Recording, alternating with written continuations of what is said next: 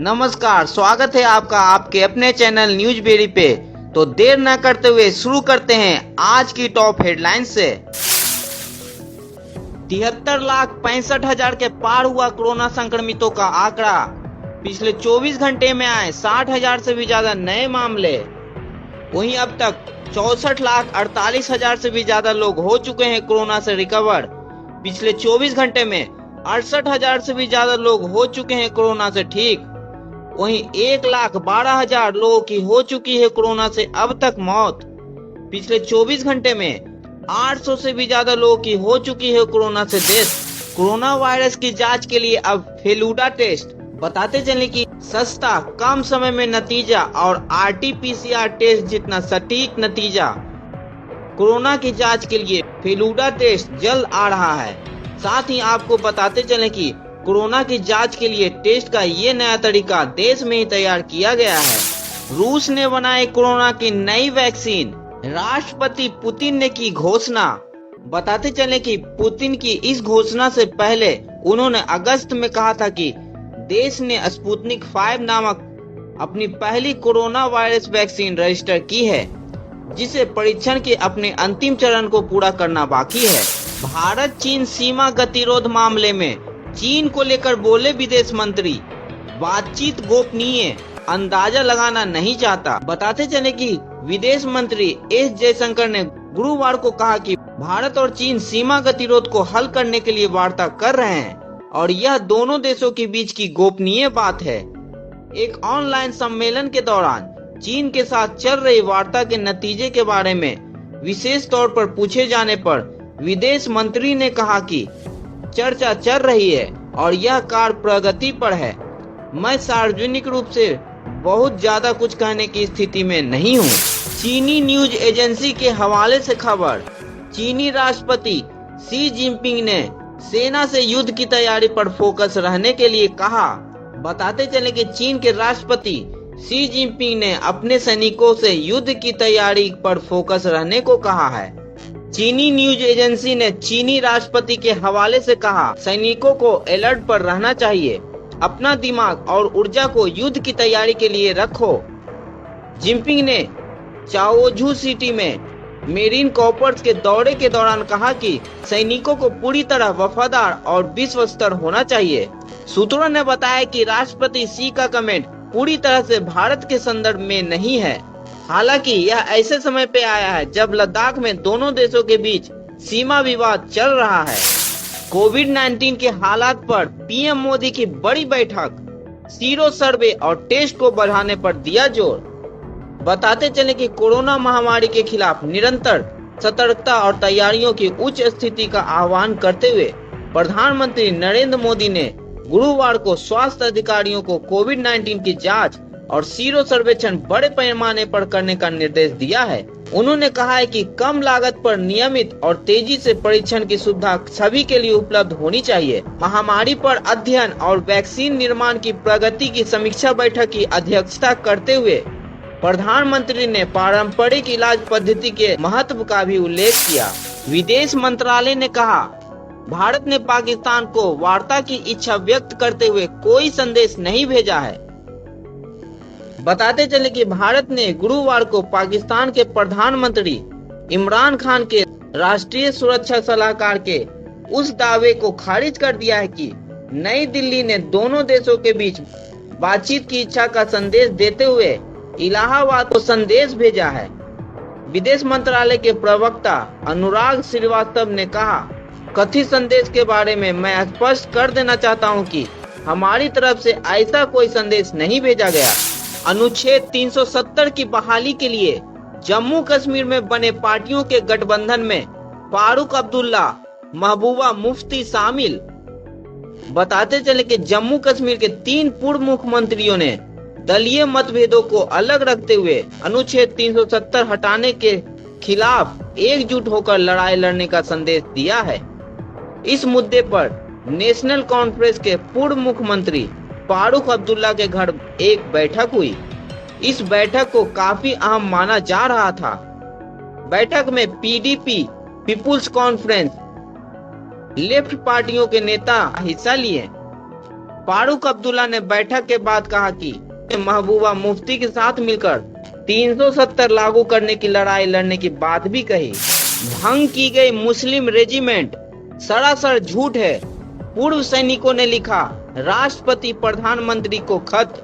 बताते चले कि भारत के मुस्लिम सैनिकों को बदनाम करने वाले एक व्यापक रूप से प्रसारित सोशल मीडिया पोस्ट देश में सांप्रदायिक घृणा को हवा देने के अलावा सशस्त्र बलों के मनोबल पर प्रतिकूल प्रभाव डाल सकता है। 120 सेवानिवृत्त अधिकारियों के एक समूह ने प्रधानमंत्री नरेंद्र मोदी और राष्ट्रपति रामनाथ कोविंद को चेतावनी दी है। राष्ट्रीय हित का आह्वान करते हुए उन्होंने इस विशेष पोस्ट के पीछे के लोगों की पृष्ठभूमि की तत्काल जांच का आग्रह किया है और सोशल मीडिया प्लेटफॉर्म फेसबुक और ट्विटर को इस झांसा देने के प्रयास को सक्षम बनाने के लिए चेतावनी भी दी है। 14 अक्टूबर को लिखे एक पत्र में जिसे मीडिया के साथ साझा किया गया था में 1965 के युद्ध में पाकिस्तान से लड़ने से इनकार करने के बाद मुस्लिम रेजिमेंट को अपमानित करने वाले पोस्ट की सामग्री को पूर्णतः झूठ करार दिया गया है। सीबीआई ने कहा सुशांत सिंह राजपूत मामले में जांच पूरी नहीं हुई है, मीडिया रिपोर्ट्स को किया खारिज। बताते चले कि अभिनेता सुशांत सिंह राजपूत की मौत की सीबीआई जांच अभी तक पूरी नहीं हुई है।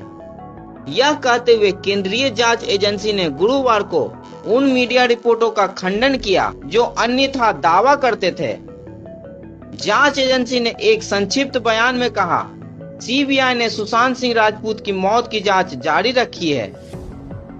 मीडिया में कुछ अटकलें हैं कि सीबीआई एक निष्कर्ष पर पहुंच गया है।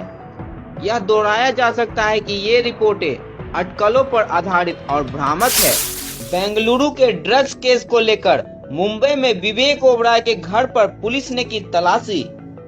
बताते चले कि बेंगलुरु के ड्रग्स केस के सिलसिले में बॉलीवुड अभिनेता विवेक ओबराय के घर गुरुवार को पुलिस ने तलाशी ली। बेंगलुरु पुलिस ने यह कार्रवाई विवेक ओबराय के साले आदित्य अल्वा की तलाश में की। आदित्य अल्वा कर्नाटक के पूर्व मंत्री जीवा राव अल्वा के बेटे हैं। आदित्य पर ड्रग्स के धंधे में लिप्त होने का आरोप है। पुलिस को संदेह था कि आदित्य अल्वा अपने जीजा के घर छिपा हो सकता है। गुंजन सक्सेना ने हाईकोर्ट में कहा वायुसेना में कभी लिंग के आधार पर पक्षपात का सामना नहीं किया। बताते चले कि पूर्व फ्लाइट लेफ्टिनेंट गुंजन सक्सेना ने गुरुवार को दिल्ली उच्च न्यायालय को बताया कि उन्होंने भारतीय वायुसेना में अपने लिंग के आधार पर किसी भी तरह के भेदभाव का सामना नहीं किया है।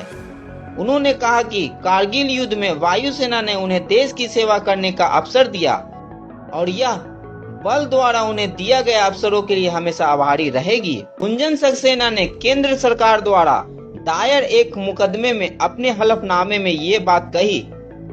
यह केस केंद्र ने नेटफ्लिक्स, धर्मा प्रोडक्शन और अन्य लोगों के खिलाफ सिनेमा घरों या किसी अन्य डिजिटल प्लेटफॉर्म पर film Gunjan Saxena the Kargil girl को बिना किसी एनओसी के जारी करने से अस्थायी रोक की मांग करने के लिए दाखिल किया है। केंद्र के अनुसार नेटफ्लिक्स पर जो फिल्म चल रही है उसमें आईएएफ को गलत तरीके से दिखाया गया है और इसकी छवि को धूमिल किया गया है क्योंकि यह दर्शाता है कि फोर्स लिंग पक्षपाती है जो सही नहीं है। टीआरपी मामले में रिपब्लिक टीवी को फिलहाल राहत नहीं। सुप्रीम कोर्ट ने कहा किसी भी आम नागरिक की तरह पहले हाईकोर्ट जाइए। बताते चले कि टीआरपी घोटाले मामले में रिपब्लिक टीवी की याचिका पर सुनवाई करने से इनकार करते हुए सुप्रीम कोर्ट ने गुरुवार को याचिकाकर्ता को बॉम्बे हाईकोर्ट जाने को कहा है। 3 जजों की बेंच ने कहा कि वो इस याचिका पर सुनवाई नहीं करेंगे। इसके लिए टीवी चैनल को हाईकोर्ट जाना चाहिए। तेलंगाना में भीषण बारिश और अचानक आई बाढ़ से 50 लोगों की मौत। बताते चलें कि तेलंगाना में पिछले कुछ दिनों से हो रही मूसलाधार बारिश और अचानक आई बाढ़ से कम 50 लोगों की मौत हो गई है। राज्य सरकार ने गुरुवार को यह जानकारी दी। यूपी में थम नहीं रहे महिलाओं के खिलाफ अपराध।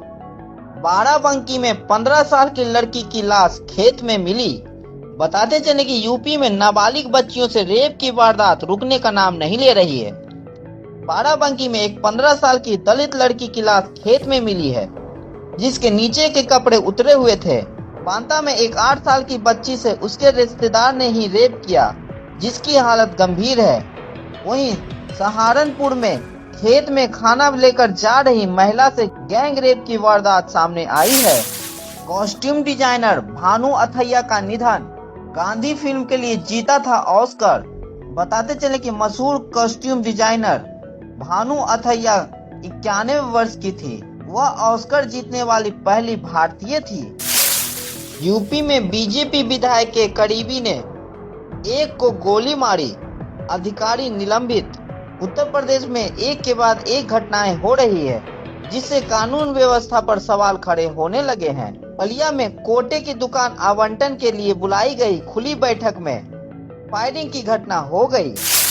हाथरस केस को लेकर आप सांसद संजय सिंह का आरोप। दोषियों को बचाने के लिए झूठा शपथ पत्र दे रही यूपी सरकार। बताते चले कि आप सांसद ने कहा है कि प्रतापगढ़, गोरखपुर जैसे इलाकों में आए दिन ऐसी घटनाएं सामने आ रही है। यूपी में आए दिन बेटियां मौत को गले लगा रही है। आज बाराबंकी में एक बेटी की हत्या हो गई। परिवार इसमें बलात्कार की आशंका जता रहे हैं। चीन द्वारा केंद्र शासित प्रदेश की टिप्पणी पर भारत ने कहा, लद्दाख, जम्मू कश्मीर भारत के अभिन्न अंग। चीन को टिप्पणी का कोई अधिकार नहीं। साथ ही बताते चले कि चीन के विदेश मंत्रालय के प्रवक्ता ने कहा है कि सीमा पर बुनियादी ढांचे के विकास को दोनों पक्षों के बीच तनाव का मूल कारण कहा था। उन्होंने कहा था कि किसी भी देश को ऐसी कार्रवाई नहीं करनी चाहिए जो तनाव को बढ़ा सकती है। बिहार चुनाव को लेकर सभी 243 सीटों के लिए महागठबंधन ने जारी की लिस्ट। बताते चलने की लिस्ट के अनुसार राष्ट्रीय जनता दल 144 सीटों पर, कांग्रेस 70 सीटों पर और वाम दल 39 सीटों पर चुनाव लड़ेंगे। पुष्पम प्रिया के खिलाफ शत्रुघ्न सिन्हा के बेटे कांग्रेस उम्मीदवार।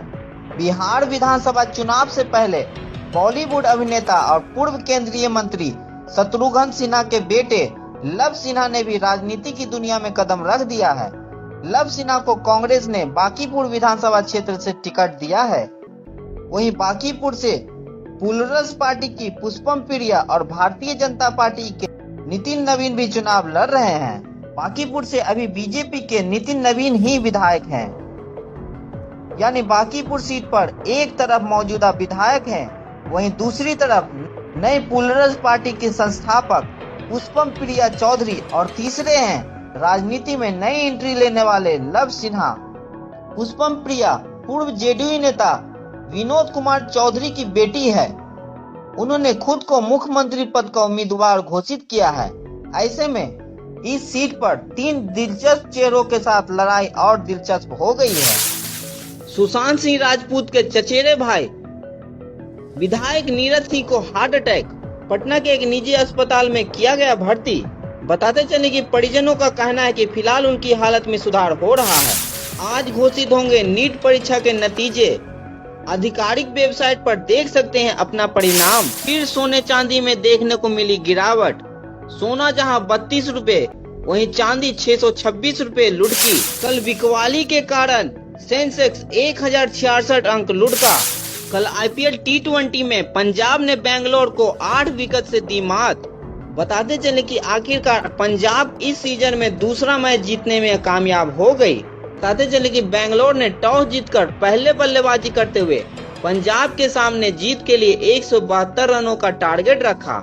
इस मैच में उनके स्टार एबी डिविलियर्स नहीं चल पाए। बेंगलोर ने 20 ओवर में 6 विकेट पर 171 रनों तक पहुंचने में कामयाब रहा। इसके जवाब में किंग्स 11 पंजाब ने मयंक अग्रवाल और कप्तान केएल राहुल ने 7 ओवर में 71 रन जोड़कर बेहतरीन शुरुआत दी।